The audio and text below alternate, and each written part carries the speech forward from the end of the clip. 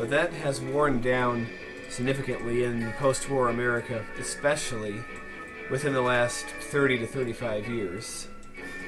And, you know, that's one of the reasons that we still don't have, you know, a national health care system. You know, our worker benefits are lacking compared to a lot of other countries.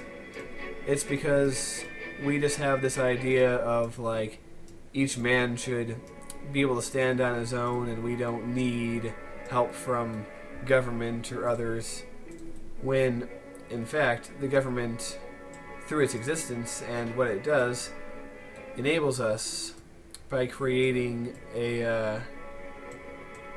creating the systems in which we might thrive, you know? I mean, if we weren't defended by our military, we wouldn't have this atmosphere in which we can feel safe and confident to espouse our viewpoints. It would just be a moot point because we would just be under the boot heels of somebody else. Probably somebody who doesn't share that value because, you know, quite frankly, not a lot of other people do. It's really only the Western countries.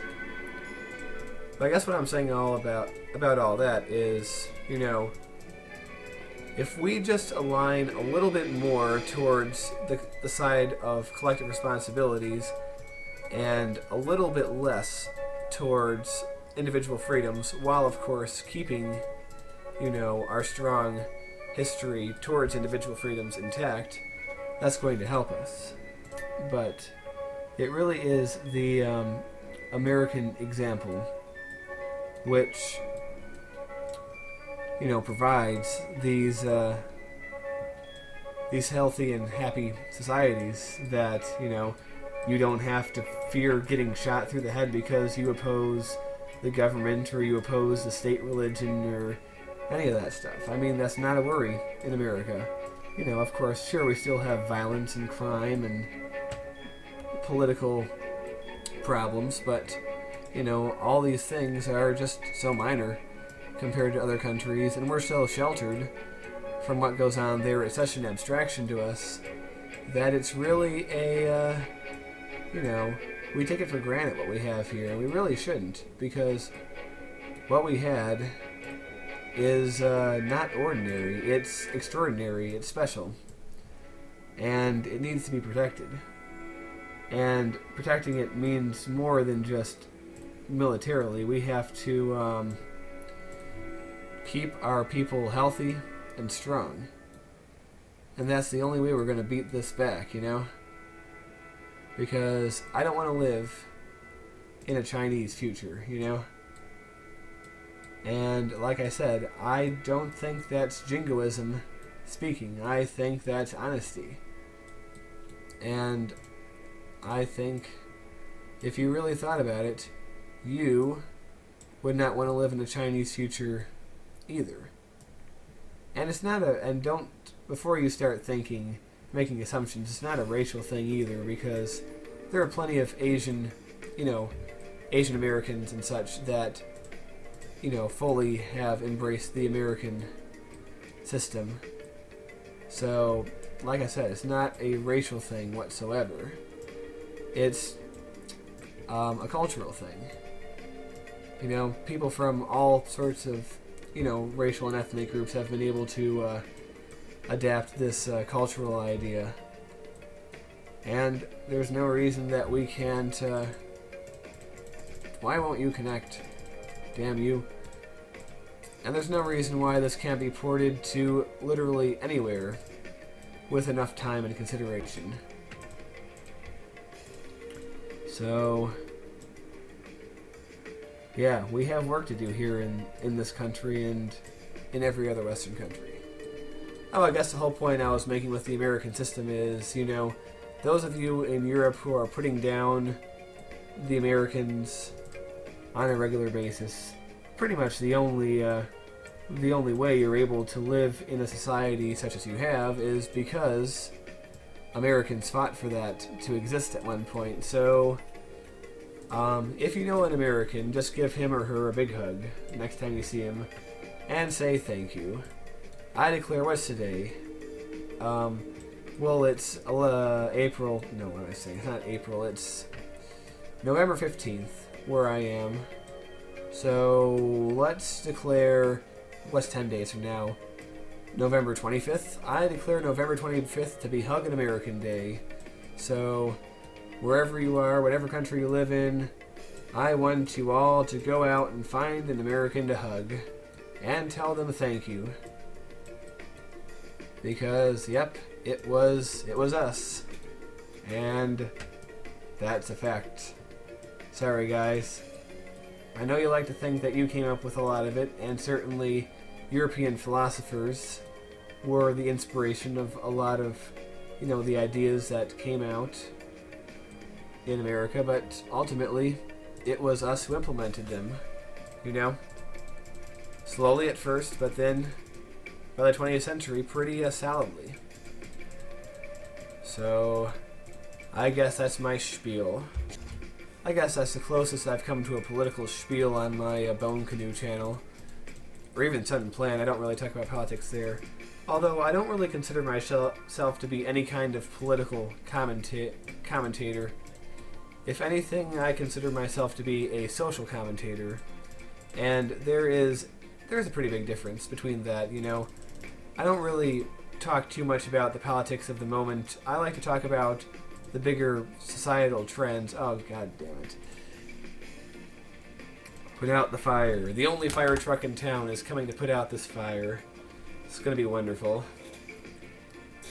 Yes, but I just like to comment on the greater social trends that are going on, because I find that to be fascinating, and, that's what our politics and our culture is rooted in. So instead of talking about, the latest scandal involving the presidential administration or the Congress, all these things are transient, and they're just, oh, come on, you didn't get there fast enough. How sad. But, all these things are transient, and they're symptoms of bigger problems. They aren't the problems in and of themselves. And I think anyone who thinks about it long enough is going to recognize that. Damn, we still haven't put out that fire? I certainly don't see a fire. Okay, it's out now, good. So I guess that's my little social commentary. And I wouldn't mind hearing your reactions to it in the comments, even if it's angry reactions. Yes. I'd just like you to know, if you disagree with me, you are wrong. I'm sorry. Troll-lol-lol-lol-lol-lol. But yes, I'm pretty sure I'm going to get branded as a liberal and a conservative for that analysis. Because I've said things that would set off both sides, most likely. So, I reject both claims of being a liberal and a conservative, although I do tend to think of myself more as a liberal, or more accurately, a progressive. And I don't think of myself as a progressive in the, conventional sense, because I consider myself to be a true progressive, the idea of progressive is progress, going forward. And a lot of progressives, people who call themselves progressives, are, espousing ideas that might have been progressive in the 60s, but are sort of old hat now and worn out. And that's what I reject. I reject a lot of those ideas, and I am in favor of newer, more up-to-date ideas, because, we are in the 21st century now, and we are going to need a 21st century ideology if we're going to, make it through the century. That's one reason that I despise conservatism as a,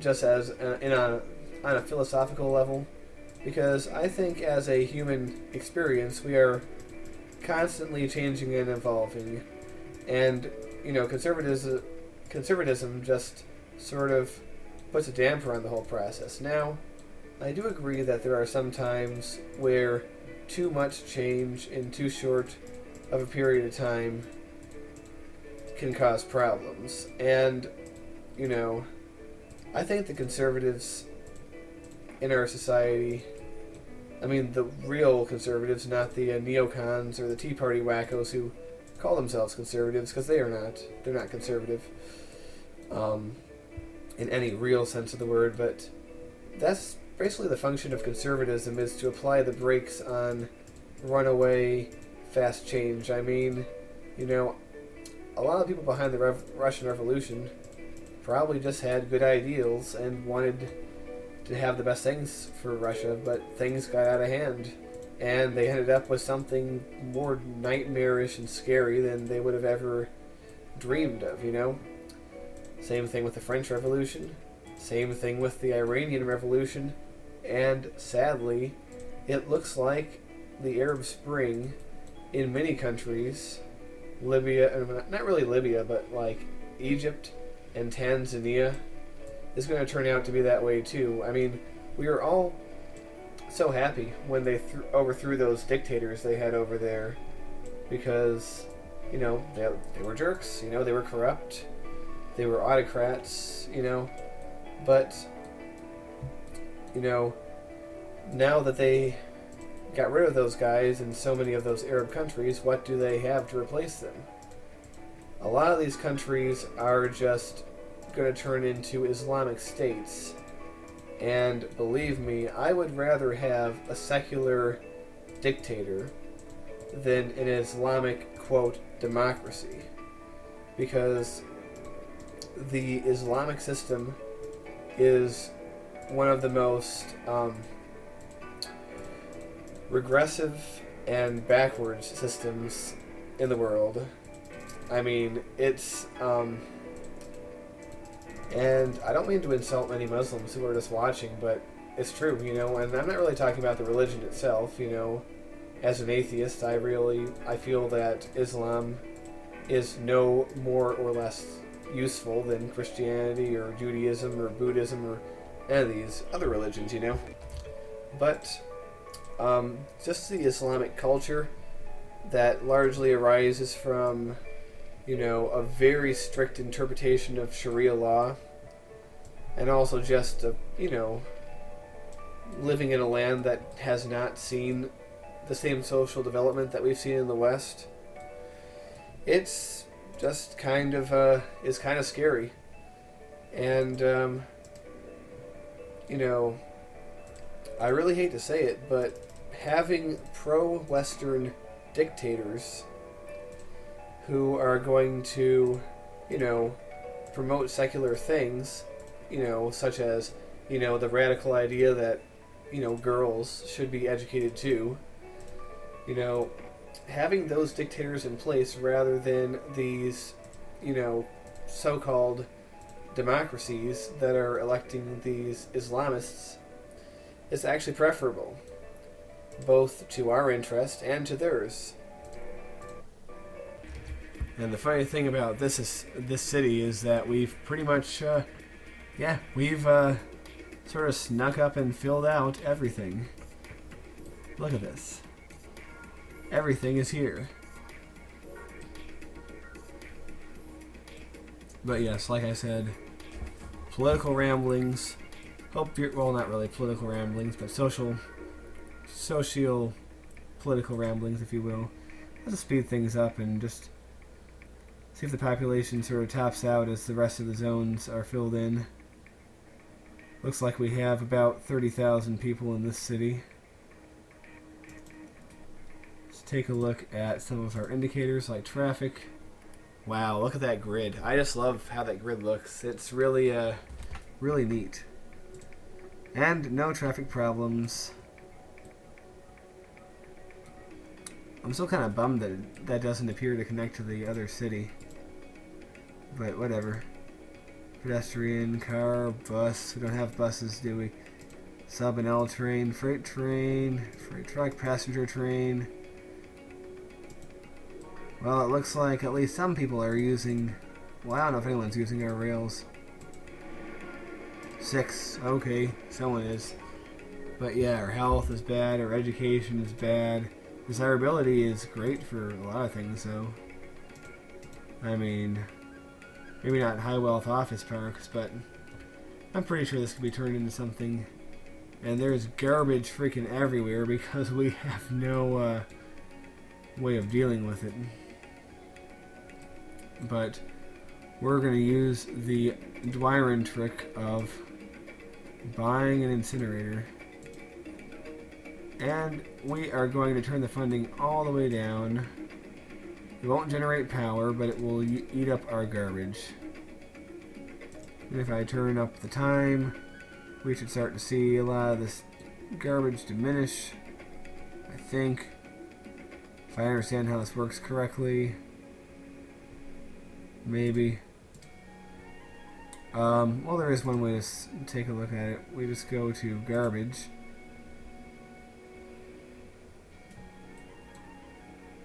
Wait, maybe that was the key to getting free power. I don't know. Hold on. Let's click on that thing. Yeah, trash is being incinerated there. But...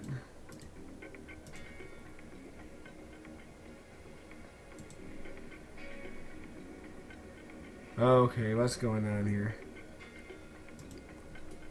Does it need water to function? Very well. Water pump. Yes, I do intend to water the entire city, but one step at a time here, folks. I'm really curious, though, what you think about these political ramblings. Well, not really political, but like I said, these so-called social commentary ramblings, and if you think they should continue, or if they should be shot in the head and never allowed to come back. Well, it looks like why do we have no capacity still? I'm kind of flummoxed by this. How do we go back to... there we go. Yeah, the trash wasn't incinerated anymore when we raised the funding, so... well, at least the trash seems to have leveled out. Now we actually need the power from that. Who would have thunk it? Fine, let's build another one and hope that that does something for us. Kind of concerned. Likewise, let's cut you way down. See if that starts to bring our... oh, damn you. Green meddlers. Putting a clamp on our water pump. Well, first of all, blow you up. And blow up the house next to you for good measure. We're gonna hook you up. We're gonna speed up time. And see if it goes down now. Yeah, it's going down. I think that's a pretty clear indication that things are going down. It's going to take a while before it's gone, I guess, but like I said, we're dealing with our city's problems one at a time, and we've accumulated a shit ton of money. I mean, it's quite wonderful how much we have, really. And we're going to be using that money to upgrade a lot of our shit. I mean, this does kind of look like a grim city to live in. But really, when you're on the ground here, it's not that bad. I mean, there's a lot of places in South Philly that look kind of like this, except that the houses would be row houses and not these individual units. A lot of these, like, yeah, I figured they're down to one wealth symbol. But that might be changed once we give them services and water and all the good stuff that modern day people of various places need, you know, words. Saying words is hard sometimes. But you gotta do it, because if you don't say words, people won't watch your videos. Cartographers take note as population hits 5,000. Come on. You're out of date. Oh man, I've been doing this for a while. So, once again, tell me what you think about me espousing my thoughts on this video, these videos, and keep in mind that these were not fully coherent thoughts.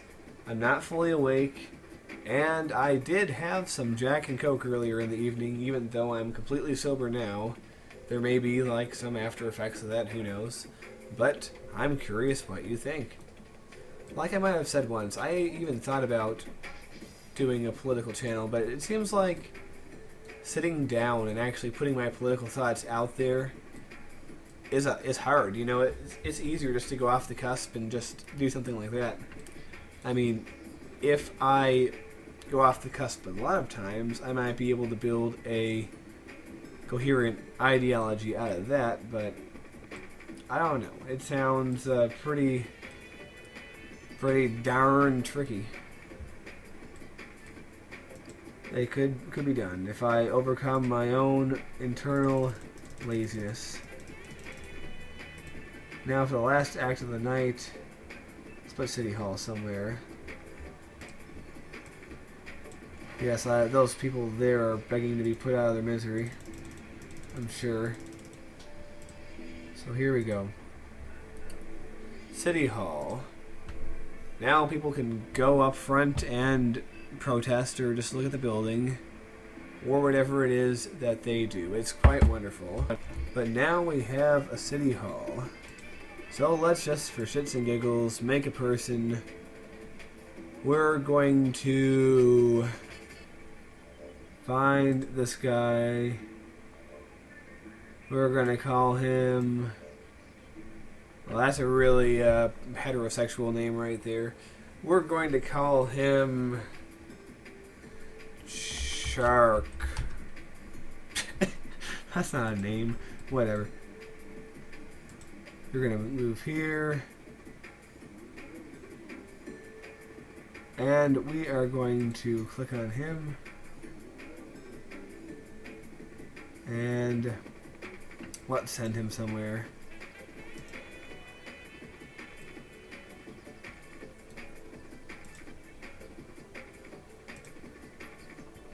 Let's send him over here. And let's watch him. And as we watch him, I'm going to play inexpertly on the guitar.